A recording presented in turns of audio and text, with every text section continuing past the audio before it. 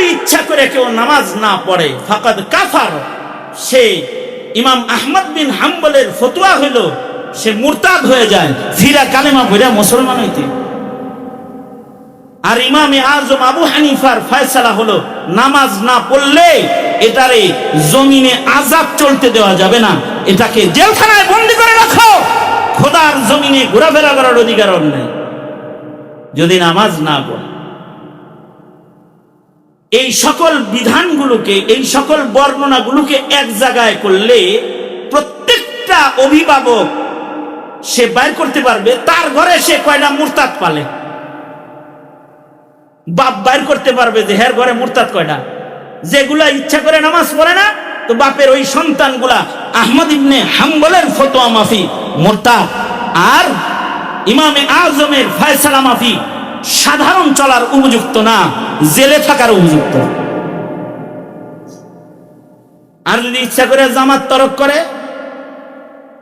এক পর্যায়ে যদি জুমার নামাজ, এই যে জুমার নামাজ গেল 3 জুমা যদি কেউ না পড়ে লাগাতার, তাইলে কুতিবা মিনাল মুনাফিকিন, রাসূল বলে আল্লাহ রাগ হয়ে তার নাম মুনাফিকের লিস্টে উঠায় দেয়। শুধুই মাত্র নামাজ বর্জন, জুমা বর্জন, এই দুইটা দিয়া, এই দুইটা মূলনীতি দিয়া ইমানদার কয়জন ঘরে পালেন আর মুনাফিক কয়টা পালেন বাইর করা সম্ভব? বুঝেন নাই? যদি কারোর শরীর কমজোর হয় যে দাঁড়াইতে সে অক্ষম, তাহলে ইসলাম বলে ফাসাল্লি কাঈদান, তাহলে তোমার জন্য অনুমতি আছে তুমি বইসা পড়ো। শরীর যদি বসার উপযুক্ত না হয় যে তোমার শুয়ে থাকতে হয়, ইবাদত তোমার মাপ নাই, ফাসাল্লি ইমান, ইশারায় ইশারায় শুয়ে শুয়ে পড়ো। আজব আল্লাহ পাকের নিয়ম, কারণ সুস্থতা অসুস্থতার মালিক আল্লাহ। আল্লাহ যাকে সুস্থ রাখে সে সুস্থ থাকে, আল্লাহ যাকে সবল বানায় সে সবল রয়, আল্লাহ যাকে দুর্বল বানায় দেয় সে দুর্বল হয়, আল্লাহ যারে অসুস্থ বানায় দেয় সে অসুস্থ হয়ে বিছানায় শুয়ে রয়। এই কারণে সব দেওয়ার সময় অসুস্থরে সুস্থের মতনই দেয়। বিছনায় শুয়ে শুয়ে ইশারায় নামাজ পড়লেও রব্বুল আলামিন সুস্থ বদনে মসজিদের পয়লা রাকাতে পয়লা কাতারে দাঁড়ায়া তাকবীরে উলার নামাজ পড়ে যে সওয়াব পেয়েছে, অসুস্থ বদনে ইশারা কইরা নামাজ পড়ে ঘরের ভেতরে, রব্বুল আলামিন তাকে মসজিদের পয়লা কাতারের তাকবীরে উলার সওয়াব তার গোলামকে আল্লাহ পাক দিয়ে দেয়। কারণ ইবাদতটা হলো বদনী ইবাদত। বদন দুর্বল তো তুমি ঘরে পড়েও সবলের সওয়াব পেয়ে যাইবা, কিন্তু মাপ নাই, পড়তে দিব। ইবাদতে বদনী, রোজা ইবাদতে বদনী, বদন দিয়া রাখতে হয়। তবে নামাজ আর রোজার ভেতরে আলাদা আরেকটা রুহানি জিনিস আছে, সেটা হলো নামাজ হলো জালালি ইবাদত আর রোজা হলো জামালি ইবাদত। নামাজ জালালি ইবাদত। এই এদিকে তাকা বেটা, কি হুজুর কি ধমকটা দিল? ধমক দিব না, সুমা দিব তোমারে মিয়া। এদিকে তাকাও, কথা বলতে কষ্ট না? আমারও তো ব্যস্ততা আছে, আমি কথা বলতেছি কি ঠোড়াই? যে কয়জন বসে আছে এদিকে খেয়াল করবা। আমাদের বাংলাদেশে ভালো করে বললে শোনে না দেখে এরকম মানে তেরা করে বলতে হয় মাঝে মধ্যে। বাঙালির একটা নিয়ম আছে, সোজা আঙ্গুলে গিয়ে ওঠে না, ঠিক না? হ্যাঁ, এরকম না? ভালো করে বললে শুনবার চায় না। হাসি না শোনে নাই, ভালো করে বলছে শোনে ঠিক। পরে যখন আঙ্গুল বাঁকা করছে তখন হেলিকপ্টারে চলে গেছে গা। বাঙালি সোজা কথা শুনতে চায় না, আঙ্গুলি বাঁকা করতে না। এ কারণে বিরোধী দল লাগে। বিরোধী দল কি লেগে লাগে? ওই যে আঙ্গুল বাঁকা কোন লোক মাঝে মাঝে। তখন সরকার যদি উল্টা পাল্টা হয়ে যায় তো বিরোধী দল বাঁকা একটা দরকার হয়, যে আঙ্গুল বাঁকা করে বয়ে থাকবো, যে মুসলমানের মাটিতে যাতা করতে আসলে প্রতিরোধ গড়ে তোলা হবে, বলতে হয়। সোজা কথা শুনবার চায় না।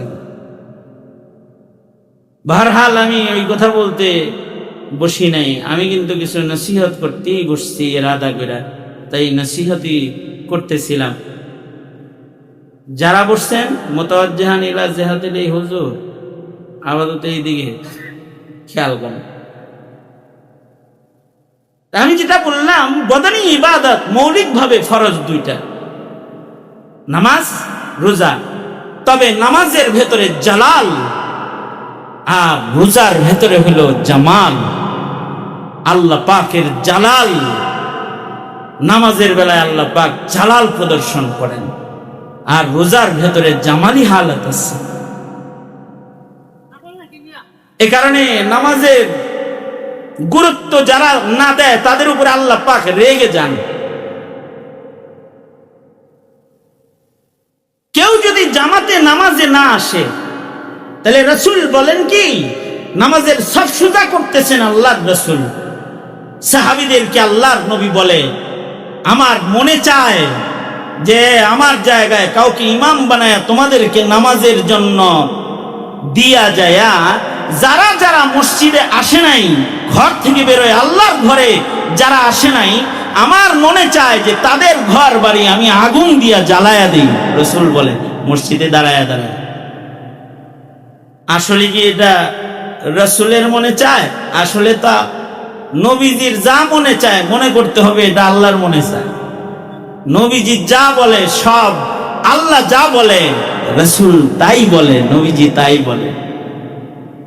আল্লাহর যা ইচ্ছা নবীজির তাই ইচ্ছা হয়। अपनी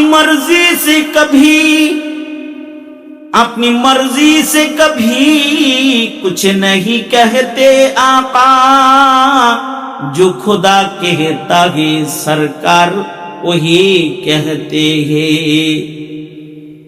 আল্লাহর রাসূল নিজের থেকে কিছুই বলেন না। এই কথাটাও নবীর কথা না, এই কথাটাও আসলে আল্লাহর কথা। অর্থাৎ যারা আল্লাহর ঘরে আল্লাহর কদমে সেজদা দিতে না আসে, রাসূলের মনে চায় তাদের ঘর বাড়ি জ্বালায়া দিতে। আসলে এটা নবীর চাওয়া না, এটা আসমানের মালিক আল্লাহর চাওয়া। এরপরে জালালি ইবাদত। কেউ যদি রুকু সেজদা কওমা জলসা সুন্নত তরিকায় না করে, নবীর তরিকায় না করে, সাল্লু কামা রাআইতুমুনি উসাল্লি, নবী যেমনি নামাজ পড়ে ওইভাবে যদি কেউ নামাজ না পড়ে, তাইলে আল্লাহ পাক এমন অচল নামাজকে গোলাম বান্দার চেহারায় ছুঁড়া মারবে যে তোর এরকম বিকলাঙ্গ বিভৎস ইবাদত নামাজ আমার লাগবে না, নিয়ে যা। এমন কি নামাজের ভেতরে যদি কেউ নিজের দিলকে হাজির না রাখে, তাইলেও লা সালাতা ইল্লা বিহুজুরিল কলব, হুজুরে কলব ছাড়া ইবাদত করলে ওই ইবাদত আল্লাহ পাক গ্রহণ করেন না।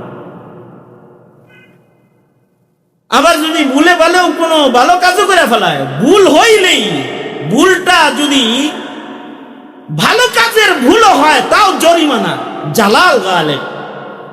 এ কারণে মাগরিবের নামাজ পড়লাম আজকে, 2 বৈঠক, পয়লা বৈঠকে যদি তাশাহুদ পড়ার পরে ভুলে দরুদ শরীফ আল্লাহুম্মা সাল্লি আলা মুহাম্মদ পর্যন্ত চলে যায়, তাইলে জরিমানা সেজদায়ে সহ দিতে হবে।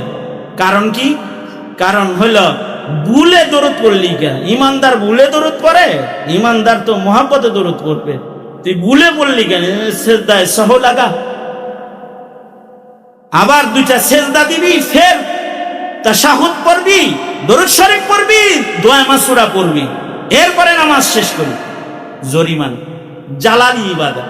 ও এই মাকসাদে আমাদেরকে আল্লাহ তাআলা বানাইছে। ইবাদতের ভেতরে কি আছে? আব্দুল্লাহ ইবনে আব্বাস রাদিয়াল্লাহু আনহুমা বলেন, লিয়াবুদুনা লিয়াশিকুন, ইবাদতের ভেতরে খোদার প্রেম আছে, ভালোবাসা আছে। বান্দা ইবাদত যে বেশি করে সে আল্লাহকে ভালো বেশি বাসে। আল্লাহর ভালোবাসা প্রকাশের মাধ্যম হলো ইবাদত। যার জীবনে ইবাদত বেশি, তার ভেতরে আল্লাহ পাকের মোহাব্বত বেশি। সৃষ্টির উদ্দেশ্য কি? সকল সৃষ্টিকেই আল্লাহ বানাইছেন। হাদিসে কুদসি আল্লাহ পাক বলেন, আমি আল্লাহ পাক ইচ্ছে করলেন আন উহাব্বাবা, যে আল্লাহ পাককে কেউ ভালোবাসবে। আল্লাহ পাক এই ভালোবাসাটা পাবেন কেমনে? আল্লাহ ভালোবাসা পাওয়ার জন্য মাখলুকাত বানাইছেন। ফাখালাকাতুল খালকা, মুহাব্বত লাভের জন্য আল্লাহ পাক মাখলুক বানাইছেন, যে মাখলুকরা সবাই মিলা আল্লাহরে ভালোবাসে। এ কারণে সকল মাখলুকাত আল্লাহকে ভালোবাসে। সকল মাখলুকাত তাদের ভালোবাসা প্রকাশ করে কি দিয়া? আল্লাহ বলেন, ওরা সবাই জিকির করে। ইউসাব্বিহু লিল্লাহি মা ফিস সামাওয়াতি ওয়া মা ফিল আরদ, আসমান জমিন এর ভেতরে যা আছে সবাই আল্লাহ পাকের জিকির করে। আল্লাহ পাকের স্মরণ ও জিকিরের মাধ্যমে তারা আল্লাহর মোহাব্বত প্রকাশ করে। কিন্তু আল্লাহ আরো বেশি ভালোবাসা চান। ফেরেশতারাও ইবাদত করে, এই ইবাদত না, আরো প্রেমের ইবাদত চান। এই কারণে আল্লাহ পাক ভালোবাসায় গদগদ মুহাব্বতওয়ালা ইবাদত করার জন্য আল্লাহ পাক জিন ও ইনসানকে বানাইছেন, যে তারা উজাড় করে আল্লাহকে ভালোবাসবে। दर्द दिल के वास्ते पैदा किया इंसान को, दर्द दिल के वास्ते पैदा किया इंसान को, वरना ताअत के लिए कुछ कम न था करूबिया, वरना ताअत के लिए कुछ कम न था करूबिया। মুহাব্বতের গোলামি করার লেগেই আল্লাহ পাক মানুষ বানাইছেন। কষ্ট, এই কষ্ট বরদাস্ত করেও বসে থাকে। কষ্ট, এরপরেও শীতের দিনে কষ্ট বরদাস্ত করে ঠান্ডা পানি দিয়ে ওযু করে। কষ্ট, ঘেমে যায়, এরপরেও ঘাম গরম বরদাস্ত করে সময় মতো মসজিদের পয়লা কাতারে নামাজে আল্লাহর প্রেমে দাঁড়ায় থাকে, সেজদায় লুটায় পড়ে। এই প্রেমের ইবাদত, এটার জন্য আল্লাহ পাক মানুষ বানাইছেন। উদ্দেশ্যই হইল যে ইবাদতের মাধ্যমে মানুষ আল্লাহর সাথে প্রেম করবে। এই মাকসাদে আল্লাহ পাক বানাইছেন। ওমা খালাকাতুল জিন্না ওয়াল ইনসা ইল্লা লিয়াবুদুন। এ কারণে মানুষকে রকমারি ইবাদত আল্লাহ পাক দান করেছেন। বুনিয়াল ইসলামু আলা খামস, ইসলামের পঞ্চ স্তম্ভ, এর ভেতরে একটা হলো ঈমান, এরপরে চারটা হলো ইবাদত, ফরজ ইবাদত। মৌলিকভাবে যত ইবাদত মানুষ করে, সব ইবাদত গুলা দুই প্রকার। মৌলিকভাবে একটা ইবাদত হলো ইবাদতে বদানি, আর একটা ইবাদত হলো ইবাদতে মালি। মানুষ বদন দিয়া মুজাহাদা কইরা, শারীরিক শক্তি খরচ কইরা আল্লাহর ভালোবাসা প্রকাশ করে। ইবাদতে বদানি, ইবাদতে বদানির ভেতরে মৌলিক বড় দুটি ফরজ ইবাদত হইল, একটা হইল নামাজ। মানুষ দেহ খরচ করে দৈহিক ইবাদত নামাজ পড়বে। বালেগ বালেগা নারী পুরুষ সবাই নামাজ পড়বে, ধনী হোক গরিব হোক। বদনী ইবাদত, শারীরিক ইবাদত। আজব আল্লাহ পাকের বিধান। ইবাদতটা যেহেতু বদনী, এ কারণে কাইফিয়াতে ইবাদত, এটা বদনের অবস্থার উপরেই নির্ভরশীল। কারোর শরীর যদি শক্তি ভালো হয়, তাহলে সে দাঁড়ায় পড়বো, মসজিদে যায় পয়লা কাতারে তাকবীরে উলার লগে পড়বো, জামাতের সাথে পড়বে। কিন্তু যদি অসুস্থ হয়, তাহলে তারে কয় তুমি ঘরেও পড়বে। অসুস্থ তাহলে ঘরে পড়ো, যাইতে পারতেছ না মসজিদে, ওজোর আছে তাহলে ঘরে পড়তে পারবা। ওজোর নাই, খামোখা অলসতা করে ঘরে পড়বা, সমস্যা। আল্লাহ তাআলার কাছে এটা অপছন্দ। দাঁড়িয়ে পড়বা, রুকু সেজদা দিয়া পড়বা। শক্তি আছে, রুকু সেজদা কওমা জলসা দাঁড়িয়ে সুন্দর করে নামাজ পড়ো। ইবাদতটা যেহেতু বদনী, শারীরিক, জালালি ইবাদত। ইমাম আহমদ বিন হাম্বল বলে, শরিয়া আদালত যদি থাকে তাহলে ইচ্ছা করে যারা নামাজ পড়ে না ওগুলোর গর্দান কেটে দিবে বিচারক ধরেন, কারণ ও মুরতাদ, মুসলিম পরিচয়ে থাকতে পারবে না, ওর ঈমান নষ্ট হয়ে গেছে। এত শক্ত জালালি ইবাদত নামাজ। পক্ষান্তরে রোজা বদনী ইবাদত, জামাল জামাল।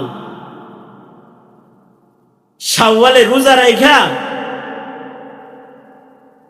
1.5 ঘন্টা 1.5 ঘন্টা দিন বড়, তো রোজার চাইতে দিন 1.5 ঘন্টা 2 ঘন্টা বড়। এখন শাওয়ালের শেষ দিকে রোজা রাখা পানি খায় আমাকে বলে, আব্বু পানি তো খেয়া হলাই দিছি।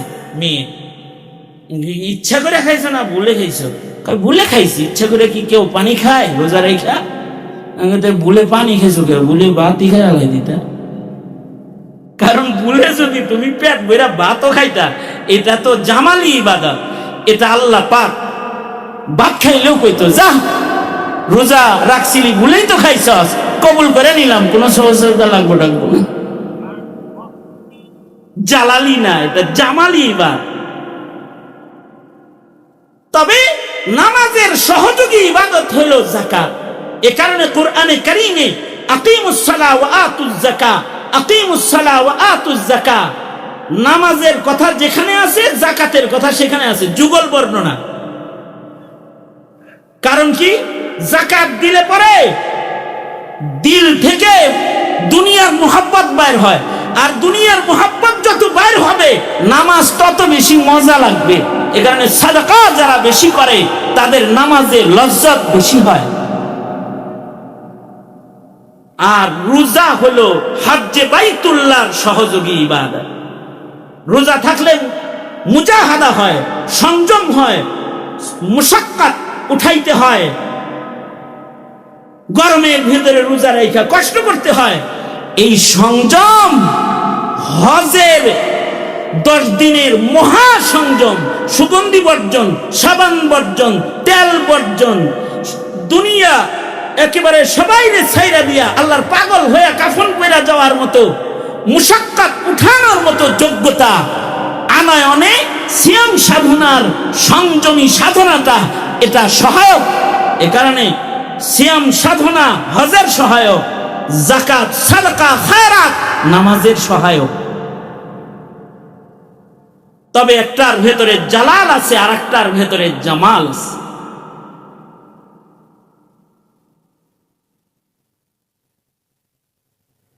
আর একটা ইবাদত হলো মুশতারিকা বাইনাল মাল ওয়াল বাদান, যেইটার মৌসুম এখন চলছে, হজের মৌসুম। এটা দেহ এবং মাল দুইটা দিয়ে মুরাক্কাব। বদনের শক্তিও লাগবে, পার্থিবত্যও লাগবে। ওয়ালিল্লাহি আলান নাসি হিজ্জুল বাইত, কার জন্য হজ? মান ইসতাতা ইলাইহি সাবিলা, যার মক্কায় যাওয়ার মতো টাকা পয়সার মালিকানা আছে। শুধু দেহ থাকলে হজ ফরজ নয়। মুশতারিকা বাইনাল মালি ওয়াল বাদান, দেহও লাগবে টাকাও লাগবে, দুইটা যার থাকবে তার হজ্জে বাইতুল্লাহতে যাইতে হবে। যদি ইচ্ছা কইরা কোনো পয়সাওয়ালা সুস্থ মানুষ হজে না যায়, নবী বলে ফালিয়ামুত ইনশাআ নাসরানিয়ান ইনশাআ ইহুদিয়ান ওয়া ইনশাআ নাসরানিয়ান, সে ইহুদি হয়ে মরুক অথবা নাসারা হয়ে মরুক, আমার কিছু আসে যায় না। ছেলে মেয়ে বিয়া দেওয়া হইতেছে না, এই কারণে হজে যায় না। ওর ইমানের খতরা, নবী কয় ও ইহুদি হয়ে মরুক, নাসারা হয়ে মরুক, আমার কিছু আসে যায় না। মাল আছে, শক্তি আছে, হজে যাইতে হইব, ফরজ। জীবনে একবার হজ্জে বাইতুল্লাহ ফরজ করেছে, ওইটার মৌসুম চলছে। কিন্তু যদি কারোর টাকা থাকে, দেহ না থাকে, তাইলে কি করবে? টাকা আছে, দুই চোখ নাই, টাকা আছে, দুই পাও নাই, এর মতো অচল লোকের হজে যাওয়ার দরকার নাই। আল্লাহ পাক তোর টাকা দিয়া একটা চোখওয়ালা পাওয়ালা সুস্থ মানুষকে হজ্জে বদল করার জন্য পাঠায় দে, দেখবে আরেকজন, কিন্তু এটা আশিকানা ইবাদত। একজন দেখবে কিন্তু সব তোর আমলনামায় উঠবে, দিব আমি, কারণ এটা আশিকানা ইবাদত। দেখবো এক চোখ, সব পাবি তুই। হাঁটবো এক চোখ এক পা, কাবার পরে সব দিব তোরে। ইশকের ইবাদত। এইখানেই একটা বিষয় বুঝার আছে, সেটা হলো দেহ নাই, টাকা আছে, আর একজন রে পাঠায় দিয়াও যেমন ইশকের ইবাদত হওয়ার কারণে সব পাওয়া যায় ঘরে বইয়া বইয়া। হজের মৌসুম আসলে ধনীরা হজে যায়, আর গরিবরা কয় আমরা হলো জাকাত খামু, খালি জাকাত আমাদের ইবাদত না, সাদাকা আমাদের ইবাদত না। আর হজ এটা নিয়ে মাথা ব্যথা, আমগর মতো রিক্সাওয়ালার না, এটা ধনীর কাম, ওইটা নিয়ে মাথা ব্যথা নেই না। এই এক আশিকানা ইবাদত। মাথা ব্যথা গরিবেরও থাকা লাগে। হুব্বে বাইতুল্লাহ মিনাল ঈমান। তুমি গরিব তাতে কি, তোমার দেহ তো আছে যাওয়ার, তুমি আল্লাহর কাছে বলতে থাকবা আল্লাহ একটা তো আছে, দেহ তো আছে, আর একটা আপনি দিলেই তো যাইতে পারি। যদি খালি এই প্রেমের দোয়া কারোর নসিব হয়, হজে না যায়ও দেখবে আমল নামায় হজ জমা হয়ে রয়েছে, কারণ আশিকানা ইবাদত। সেইটার মৌসুম এখন চলছে। প্রত্যেকটা মাসের সাথে কোনো না কোনো ইবাদতের আলাদা খাস সম্পর্ক আছে, সেইটার সাথে দিল লাগায় রাখা। ইবাদতে কারোর দিল লাগিয়ে থাকলেও ময়দানে মাহশারে তাকে আল্লাহ পাক মর্যাদা দিবেন। কেমন? মসজিদের সাথে দিল ঝুলা রইছে, এ কারণে তাকে আরশের ছায়া দিবেন। কালবুহু মুআল্লাকুন বিল মসজিদ। মসজিদের লগে কলব ঝুলা থাকে, নামাজের ওয়াক্তের অপেক্ষা করে, এ কারণে আরশের ছায়া দিবেন। তাহলে কাবার সাথে যদি কারোর দিল লাগা থাকে, তো কবরে আল্লাহ পাক তাকে কবর থেকে কাবা বরাবর প্রশস্ত রাস্তা করে দিবেন। তার চেহারা কাবার দিকে থাকবে, তার কবরের আযাব বন্ধ হয়ে যাবে। ময়দানে মাহশারে সে আশিকে কাবা হয়ে দাঁড়ায়। ইশক কামটাই হলো ইবাদতের পেছে পুছে ইশকের বাজারে ঘোরাফেরা করা। যেমন হুজাইফির উসিলায় এখানে এখন একটা ইশকের বাজার, কোরআনের ইশক, কোরআনের মুহাব্বত, ঈমান, আল্লাহ ওয়ালাদের মুহাব্বত, ঈমান, আলেম উলামার মুহাব্বত, ঈমান। আলেমরা বসে আছি ইশকের বাজার। কারোর দিলের ভেতরে যদি এই ইশক আইসা যায়, নবী পাই নাই, নায়েবে নবী পাইছি, বসে না। যদি এই ইশক মুহাব্বত কারোর ভেতরে আইসা যায়, তাহলে আলেম প্রেম, নবী প্রেম। আলেমের সাথে প্রেম করা, নায়েবে নবীর লগে প্রেম করা। রাসূল বলেন, কেউ আলেম দেখলা সে আমায় দেখলা, আলেমের সাথে মুসাফা করলা, আমার সাথে মুসাফা করলা। আলেমের মজলিসে বসলা, আমার মজলিসে বসলা। ফজলুল আলিমি আলাল আবিদি কাফজলি আলা আদনাকুম। আলেম তো অটোমেটিক কোন জঙ্গলে গজায় না, আলেম বানাইবারও একটা জায়গা আছে। ধন্যবাদ হুজাইফাকে যে সে এই গুরুস্থানের পাশে একটা পুরানা মাদ্রাসা, যে মাদ্রাসা দীর্ঘদিন আগাইতেছে না, এইটাকে একটু মেরামত করার জন্য, এখান থেকে হাফেজ বের করার জন্য, এখান থেকে আলেম বের করার জন্য এই কবরস্থানের পাশে এই জারিয়ার এই মার্কাজ জারিয়া, ইলমে দ্বীনের জারিয়া কাজের একটা মার্কাজ, এটাকে পরিচালনার জিম্মাদারি সে নিয়েছে। আর ধন্যবাদ ওই মানুষটাকে যে একজন চৌকস যোগ্য এবং মুফাসসিরে কোরআন, একটা নবীন আলেমী দ্বীনকে এখানে কাজ করার জন্য তাকে পূর্ণ অথরিটি দিয়া এই জায়গাটার মুতাওয়াল্লি তাকে বানায়া তাকে এখানে বসায়া দিয়েছে। হ্যাঁ, আশা করা যায় এখানে যদি যোগ্য মেহনত মৌলানা করে তো একদিন এইখান থেকে নায়েবে নবীদের দল বের হয়ে যাবে, দল বের হইতে থাকে। নবী তো আর আসবে না, নায়েবে নবী। এই উম্মতের একটা শান হলো এই উম্মতকে আল্লাহ পাক নায়েবে নবী দান করেছে। কারণ নবী আর আসবে না, বিধায় নায়েবে নবী দরকার আছে কিয়ামত পর্যন্ত। নায়েবে নবী যেখান থেকে হবে ওটা হলো মাদ্রাসা। নায়েবে নবীর জন্ম মাদ্রাসার পেট থেকে হয়, নায়েবে নবী প্রস্তুত মাদ্রাসার ভেতরে। এইটা জীবিত মানুষের জন্য যতটা আনন্দের, তার চেয়ে কোটি কোটি গুণ বেশি আনন্দের হলো এই গুরুস্থানে যারা ঘুমায় রয়েছে তাদের। এই মরা মানুষগুলা যারা দল ধরে এই এলাকার কেন্দ্রীয় গুরুস্থানে ঘুমিয়ে আছে, ওরা অপেক্ষায় থাকে কখন এই ছেলেরা ফজরে উঠে কোরআন পড়া শুরু করবে আর এর আওয়াজ আর আনোয়ার ওদের কবরে প্রবেশ করবে। অপেক্ষায় থাকে ওরা অপেক্ষায় থাকে কখন এই তালবে ইলমরা আমাদের গুরুস্থানটার পাশ দিয়ে হেঁটে যাবে, ওদের পায়ের ছোঁয়ার বরকতে আমাদের কবর রাজা আল্লাহ পাক মাফ করে দিবে। ওরা অপেক্ষায় থাকে। সুতরাং এলাকাবাসী যারা আছেন, আমি বলবো এই মাদ্রাসাটার যত্ন করতে একটা যোগ্য কারিগর এসেছে।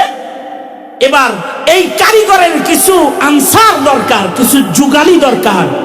আমি আশা করব যুব সমাজ, বয়োবৃদ্ধ, আবাল বৃদ্ধ বনিতা যারা এলাকার আছে তারা এইটা গঠন করার যুগালি হয়ে যান।